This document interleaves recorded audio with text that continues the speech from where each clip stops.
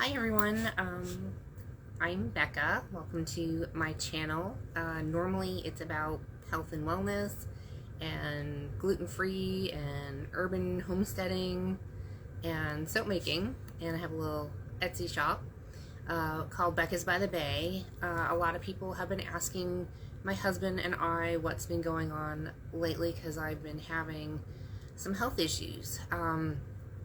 So this video, if you found it, is about, it is called Hypo KPP, or Hypo Kalemic Periodic Paralysis. It is a rare genetic disorder, from my understanding and my reading and research with my doctor.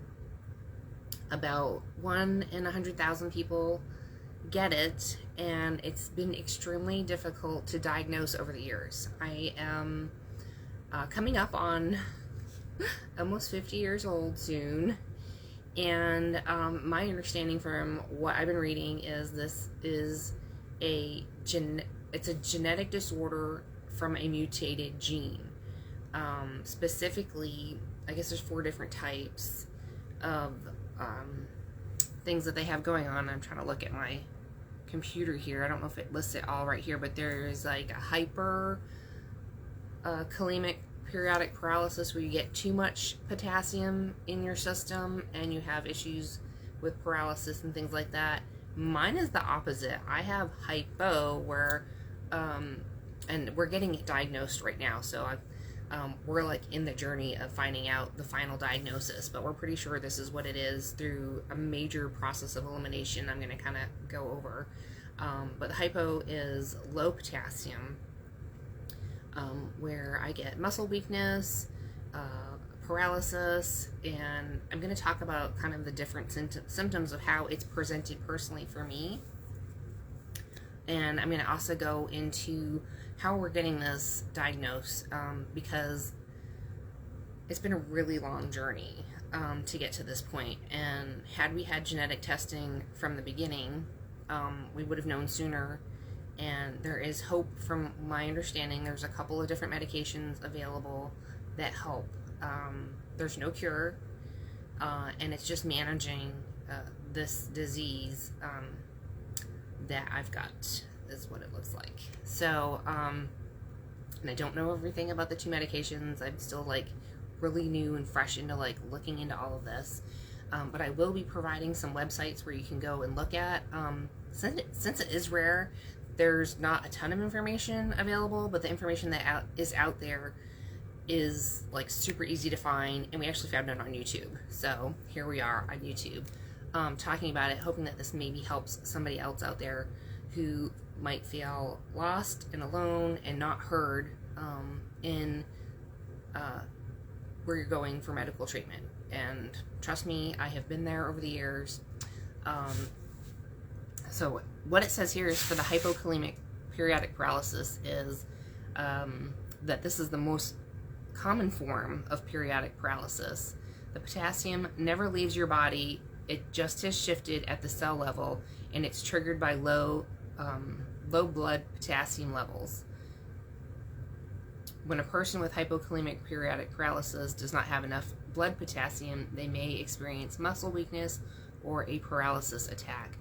And I know there's more to read. I don't want to like bore you with all the reading. There's some different websites and things that I found. There was a doctor who is diagnosed with it himself, and he's made some videos. There was like 2 videos that really caught my attention. Was the doctor himself, and he videoed one of his paralysis attacks, and I have been through that, where I've been paralyzed from the neck down completely and cannot move and hospitalized.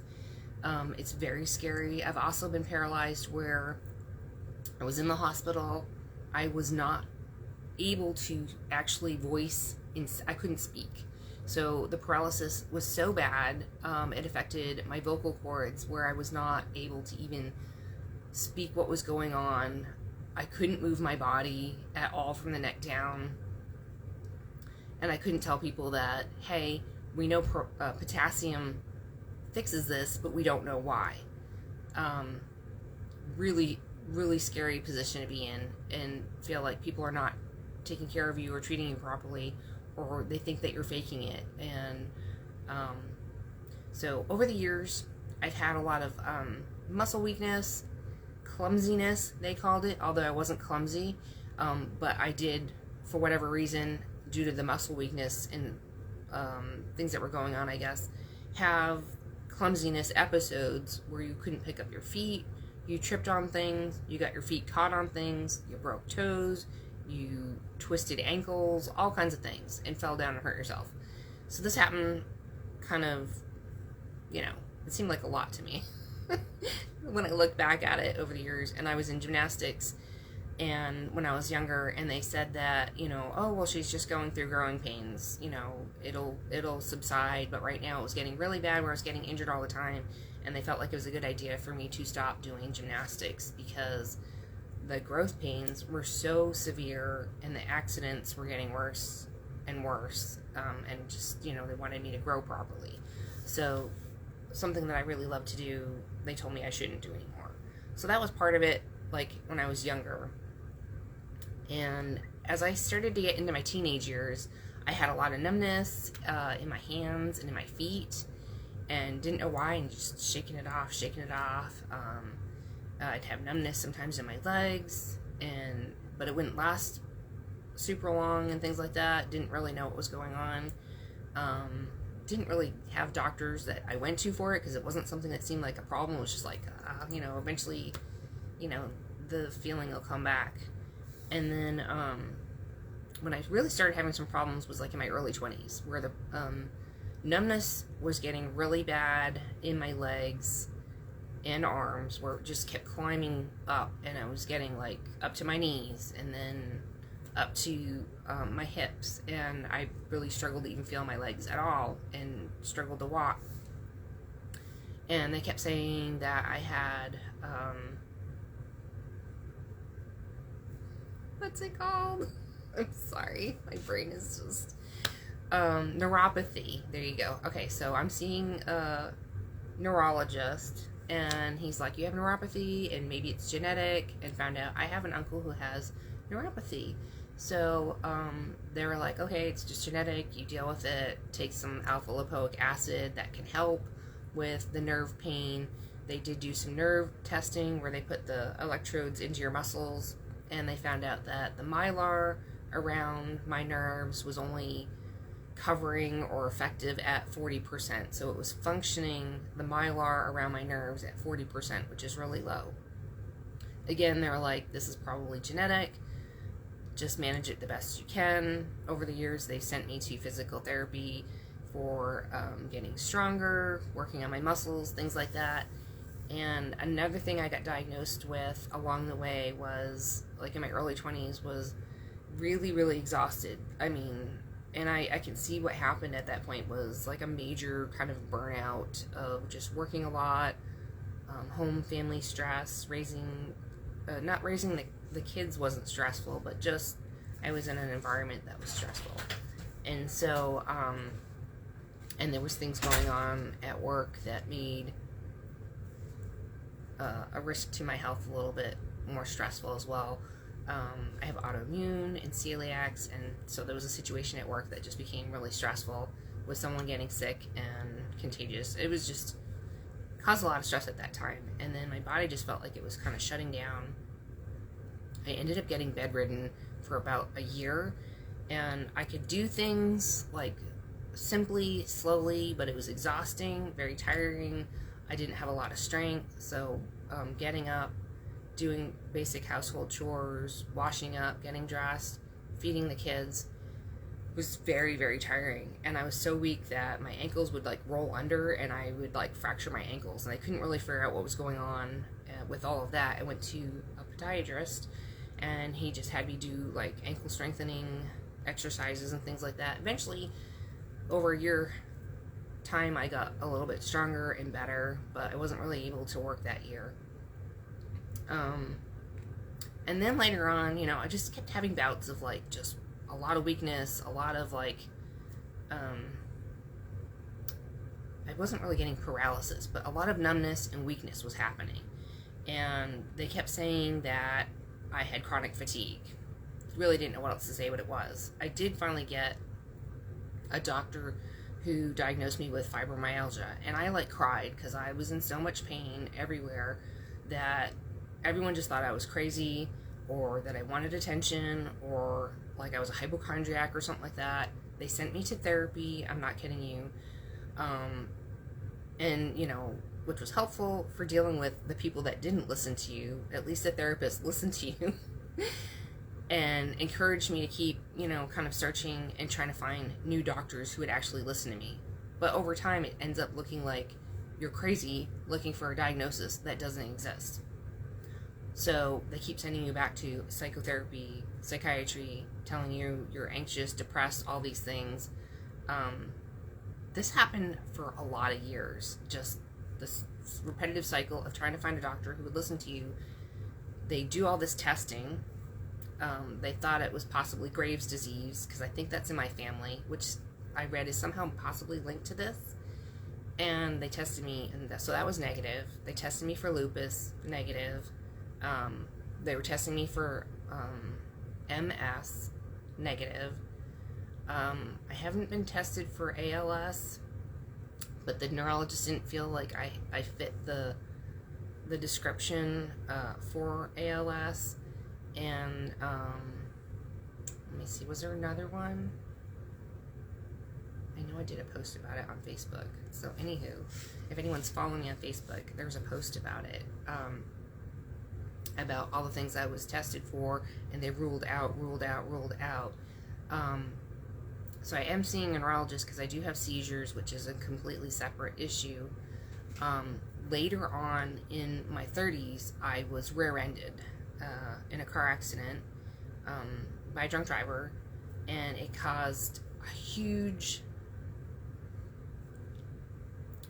It was a very major thing that happened in my life, and it wasn't a really super bad accident, but what happened was the force at which I was hit at caused damage to my shoulders, my neck. 2 discs in my neck were pressing on my spinal cord and started causing seizures, which I had never had before, and also found out that this started the diagnosis for Addison's disease. I was losing my hair, I was very weak and tired. They put me on steroids, and I just had a lot of weird signs that were symptoms coming on after this first accident. And I was having paralysis on one side of my body, like the left, and not on the right. And then at other times I'd have paralysis on the right side and not the left. So they were like, what the heck is going on? Doctors were really baffled by this. I was also having facial drooping on either the left side or the right side. So it wasn't like the whole face that was happening, but the face muscles were drooping, and I couldn't smile, on one side. I'd try to smile and I only smiled on one side or one side on the other, which was really bizarre.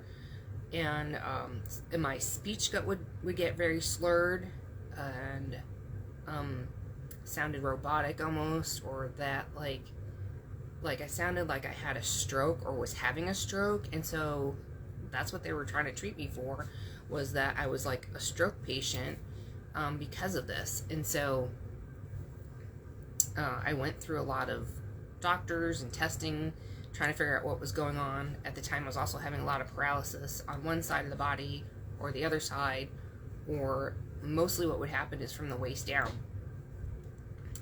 I could still walk. Sometimes it was just severe numbness and I couldn't feel anything, and other times I couldn't move my muscles at all. So it was really bizarre. The doctors had no clue what was going on. No one could seem to figure it out. And so a year later from that car accident, I got hit head on at another car accident. Someone ran a red light and hit me head on. I instantly passed out, and people called EMS, and they put me in the hospital. And when I had awoken, I thought it was an Addison attack. So they were treating me for the Addisons. disease, and then somehow it was at that hospital where I met a kidney specialist, because I was presenting also with all this weird paralysis at that time of the second accident, and he's like, I guess they ran my blood work. My potassium levels were like really low, so that's when they signed me up with this new kidney specialist. And if it wasn't for him, I probably wouldn't have gotten to where I am today. He said that between the 2 car accidents, I had permanent damage to my pituitary gland, which caused a kidney disease called diabetes insipidus. So it has nothing to do with your sugars. It had everything to do with all of my electrolytes, the magnesium, the potassium, the salts being washed out and causing me slurred speech and weakness and the numbness and all that. And he didn't really quite understand the paralysis part, but I kept getting treated every time I had episodes for washout syndrome, diabetes insipidus. They put me on, and the way that I got diagnosed was I was in the hospital, I think for at least a week, and they measured everything that I ate, everything I drank, and everything that came out of me, and it was like really weird symptoms compared to this. So my potassium and my electrolytes were extremely low, but I couldn't control like my bladder and my bowels, and the output of urine was double to triple what I was actually taking into my body, which the doctors were like, this is not possible, it doesn't make sense. Neurologists didn't understand the paralysis I had going on at that time in the hospital.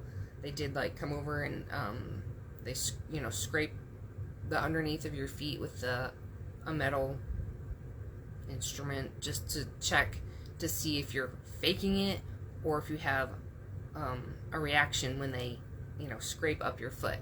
Well, I would have a reflex reaction, and I guess depending on which way your foot reflectively reacted, they said you're faking it. So they thought I was faking the paralysis because of how my foot reacted to their scraping it, which I was like, okay, I don't have an explanation other than that.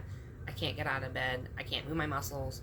When y'all give me the potassium and electrolytes through the IV, anywhere from a half an hour to an hour, I'm able to start walking and moving again. Sometimes it took longer, sometimes it was hours, sometimes it was the next day. So they were still just really baffled as to what the heck is going on. One of my neurologists had said something about getting a muscle biopsy, and I'm pretty sure he was just really concerned about it. It's very painful. It's really kind of hard to recover because they take a big chunk of your muscle, like drill a hole and take out a big section of your muscle. And so he didn't want to schedule that, and figured we were managing the best we could with just like physical exercise, physical therapy, and the alpha lipoic acid and all the other medicines. That was vitamins, but they were prescribing me some different medications. But the medications they were prescribing me was just treating the symptoms, but not fixing anything. And then I moved, so I didn't have access to that doctor because I was about 6 hours away now, and I tried to get all my records transferred to the new doctors down here, and the new kidney specialist where I'm living currently did not want to see me because they said, well, your blood work looks fine. Your blood work looks fine. 7 years, blood work looks fine every time I try to get in. So kind of like a whole process of elimination, a lot of testing, a lot of different doctors, and again, I'm struggling this year. There's been a lot of traumatic events we've dealt with, a lot of high stress, and a lot of things on our plate, on my plate, our plates, all the things. And I really believe that was the trigger for what's been going on. Also the high heat. It is over 100 degrees here in Texas, like a lot. The last 2 years has been really rough on me. So we've been taking lots of potassium, lots of electrolytes, and trying to do a lot of resting, but I'm still getting paralyzed for about half the day. And Anywho, so here we are. Doctor's like, well, let's just get you onto potassium again that's being prescribed. Only take that, don't take any extra, so we can see where your levels are at. And they were able to get me into the kidney specialist here. I haven't seen them yet. It'll be in September. It's mid-August right now of 2024. And yeah, so we've been doing a bunch of different things for blood work and testing, all that. And a lot of my potassium levels are looking okay on what I'm taking, but I'm still having paralysis. So talking to the doctor, she's like, I think you could be on an episode of House because this is so bizarre and we're way past weird here. So, and she's like, I think you have Hypo Kalemic Periodic Paralysis. And I was like, I don't remember looking that up, but I think we were super close to it because my kidney specialist had put a lot of episodes of hypokalemia, but he didn't look up periodic paralysis, and I just kept Googling what causes paralysis, so you come up with like MS and ALS and things like that. I wasn't Googling what causes periodic paralysis. So here we are. If your potassium levels are showing up fine, your doctors are going to be like, your blood work's fine, your blood work's fine, blood work's fine, everything looks good, I don't believe you. Where we're at as a process of elimination is, okay, I'm still not doing well, I'm still having episodes of weakness, paralysis, all the things, my potassium looks good, I'm still taking the prescribed potassium, and, but from what I read about hypokalemic periodic paralysis is that the ion channels are not opening to the muscle. So even though I'm taking the potassium, the channels are blocked. And this is what the problem is with this mutated gene. The potassium's not getting into my muscles. So my understanding is that the two medicines that they have open up the channels for the potassium to go in so the muscles can start working. If you're not getting treatment for this, and this is what you have, it can lead to, probably, from what I'm reading, is like a permanent weakness, damage to the muscle, where the muscles are just too weak to kind of work. So I don't know how bad that can get, but I spent about a year in a wheelchair because of the car accidents. I've spent about a year in bed because of whatever major event was going on in my life back then.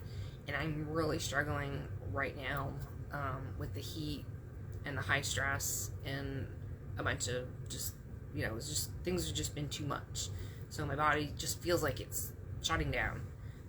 I thought it was the kidneys getting worse. I thought my kidney disease, diabetes insipidus, was getting worse. And I thought, well, maybe my kidneys are shutting down because the heat's too much for me.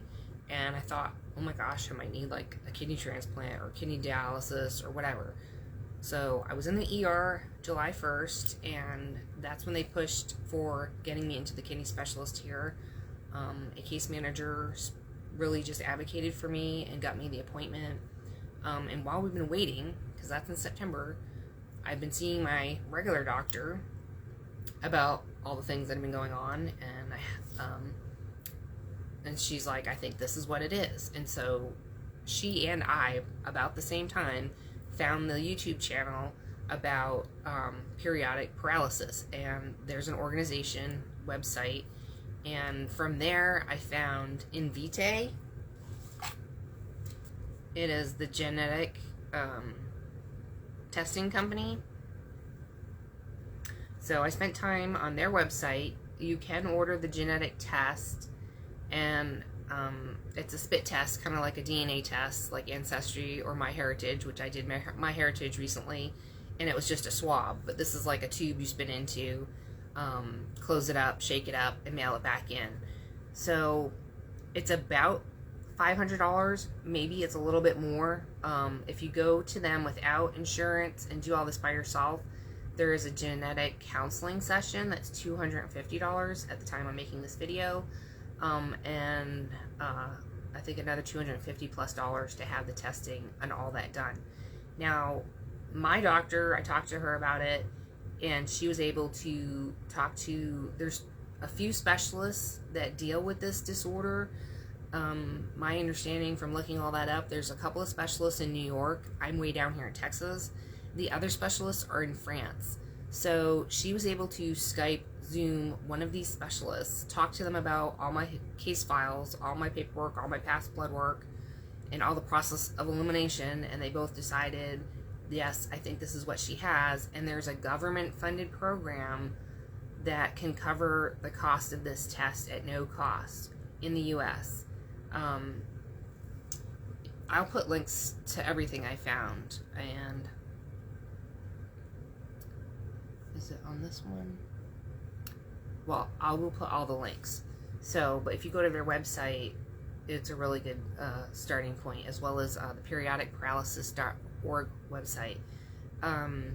So what ended up happening is my doctor was able to order the test for me after talking to that specialist via Zoom or Skype, and it came directly to my house. And did the test, spit in it, covered it up, sealed it up, sent it out via FedEx. It was all prepaid, and then 2 days later you register it on the website. So I'm already in the process of, say, they've got my DNA and they're processing it at the lab. I'm not sure how long it'll take to get the results and the report. Anywhere, I guess, from 2 weeks to a month is my guess from, I think, what I read. The other thing I did was I called my insurance company. I am disabled, and I get United Healthcare through Medicare and Medicaid. I have the dual complete, and I called them, and they gave me a couple of codes from what I saw on the website, and they struggled finding the codes, and then they were able to, like, take one of the letters off. They think most of it will be covered. They needed a prior authorization and a referral as to why it's medically necessary to have this test. So we may still get a bill from all of this, I don't know, but there's like two options for me. Was that my doctor filled out a lot of paperwork for the government funded program to cover the cost of this test and the lab work and the report and all that. As a backup, we have my insurance. Hopefully they'll cover the rest. If not, whatever's left over we'll get a bill for and we'll pay.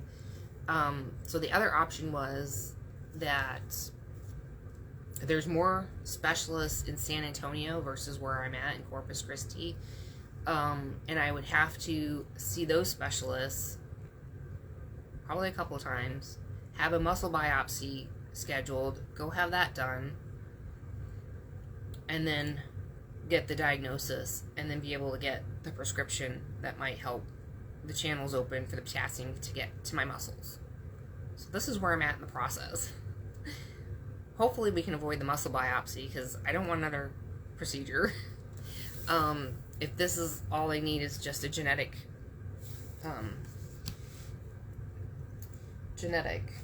test to get me on the right path, and that's what I hope is going to happen. I wrote it down on a piece of paper. So, okay, I grabbed the wrong piece of paper. There's some genes that they're doing the test for.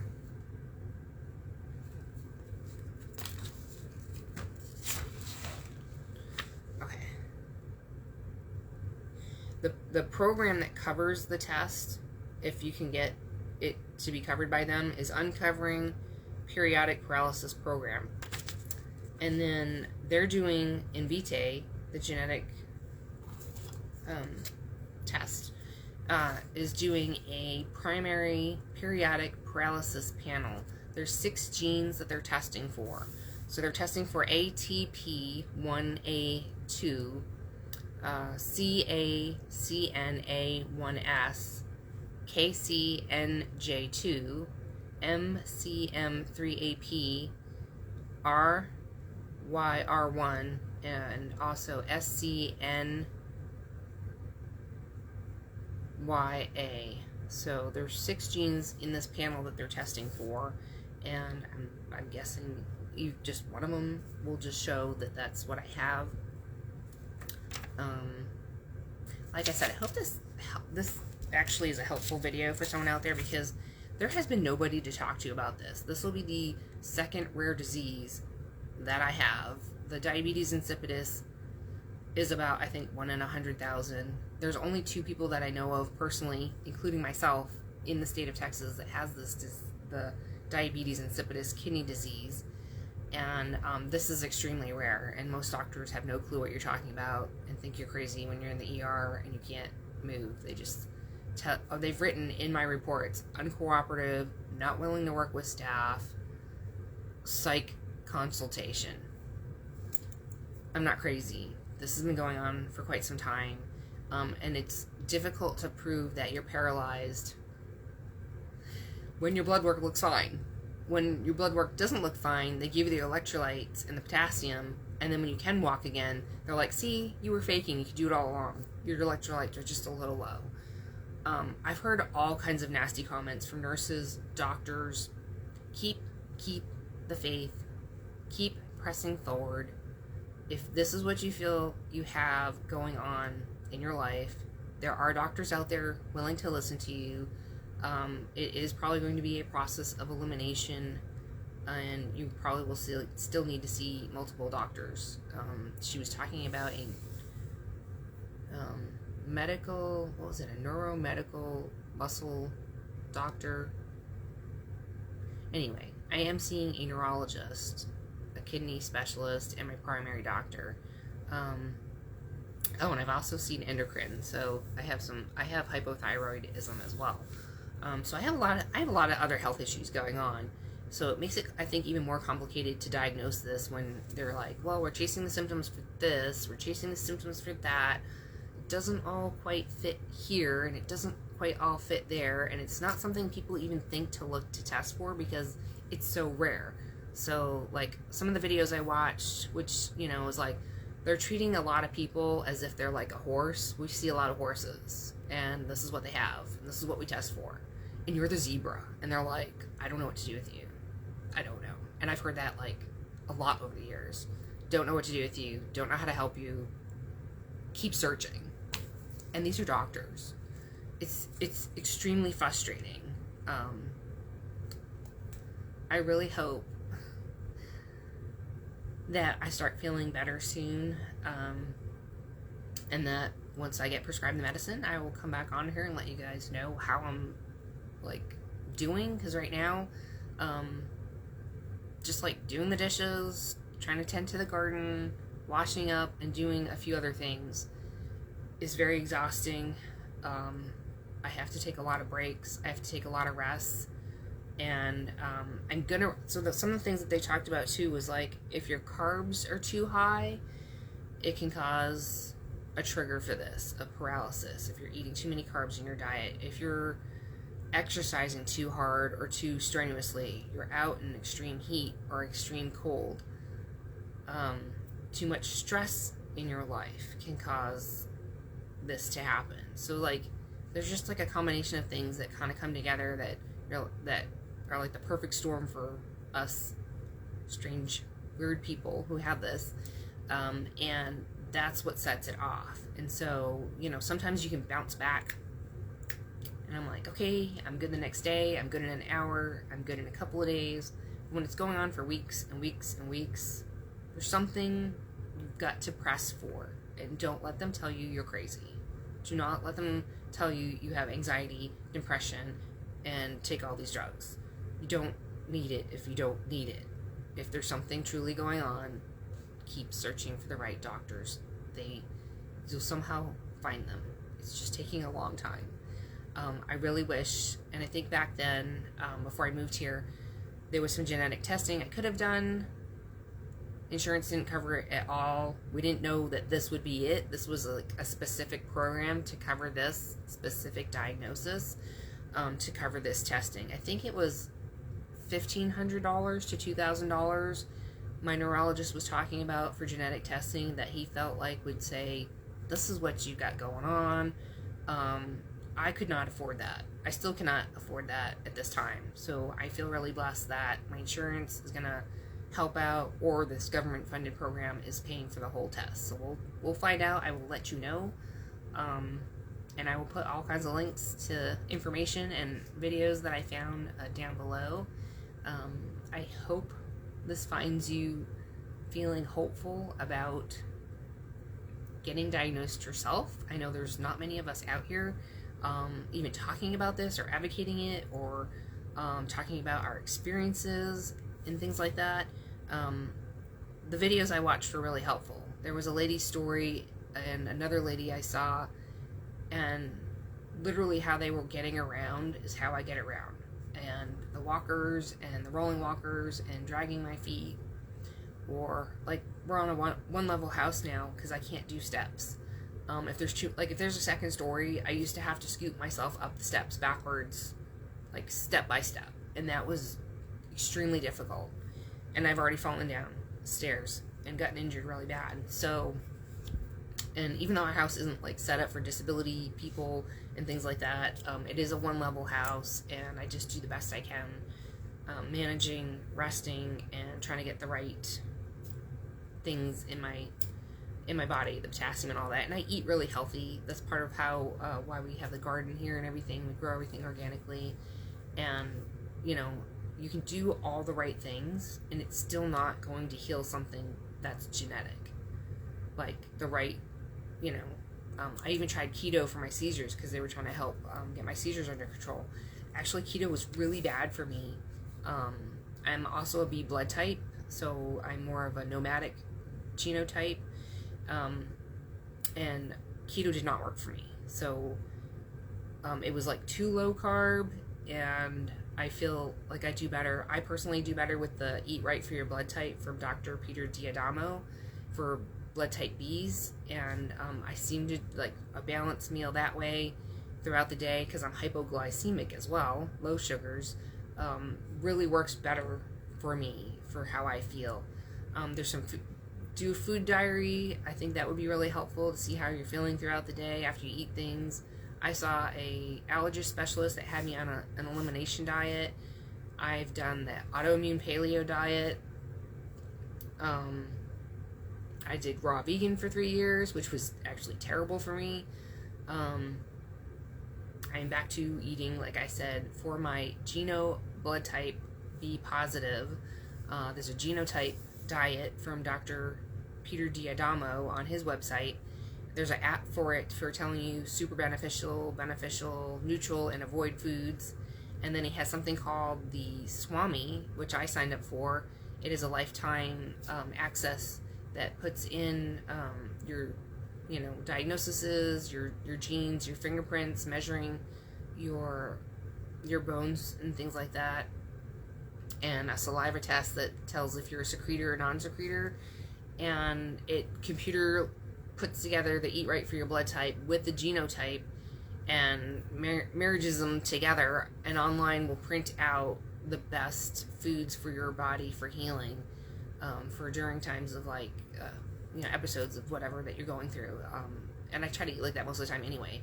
So that's been super helpful for me personally, but it isn't enough to stop the paralysis because, like I said, the channels are blocked and the muscles aren't getting the potassium right now without medication or other kind of help other than just what I'm taking. I'm taking the liquid IV electrolytes throughout the day when I need them, and I'm also taking the potassium that's prescribed. They prescribe the extended release potassium, I think it's potassium citrate, for me personally. So I'm not going to tell you what to do. This is not medical advice as far as all that. I'm just going to give you guys some research websites that I found helpful, and hopefully you'll, you know, like I said, feel a little bit more hopeful about finding a diagnosis for yourself if this is what you're going through. And comment below if this is something you've been going through, or you are on the other end, found a diagnosis and you found things that are helping you medication or potassium wise and things like that. I'd love to connect and just know how you're doing. It's really hard to go through this and feel like people think that you're just either being lazy or you know, obstinate or stubborn or uncooperative or whatever else they keep coming up with, all these words, and you know, telling you that you need therapy. You're crazy. no, you are not crazy. You have a genetic mutated gene, and they just haven't figured it out yet. So I love you. You'll get through this, and you'll hopefully find a diagnosis on the other side, and on the other end of the spectrum of what's going on. So I will, like I said, I will put all the links down below, and thanks for listening to my story. And that's where we're at today. So see you in the next video, hopefully with the diagnosis and prescription medication that helps. So that's where that's my next move. Alright, thanks again. Hit subscribe if you're interested in gardening or soap making or whatever, or if you want to check out my shop. I do ship worldwide. The goat milk soaps, shave soaps, lip balms, and all the things. So yeah, I hope you guys have a magical day. Whatever you do, just keep chugging along, take it one day at a time, do the best you can, and you know, try to find support within your family so that they can understand that there will be times where you need help and you're not just, you know, making things up, because we're not. Alright, I love you. See you next time.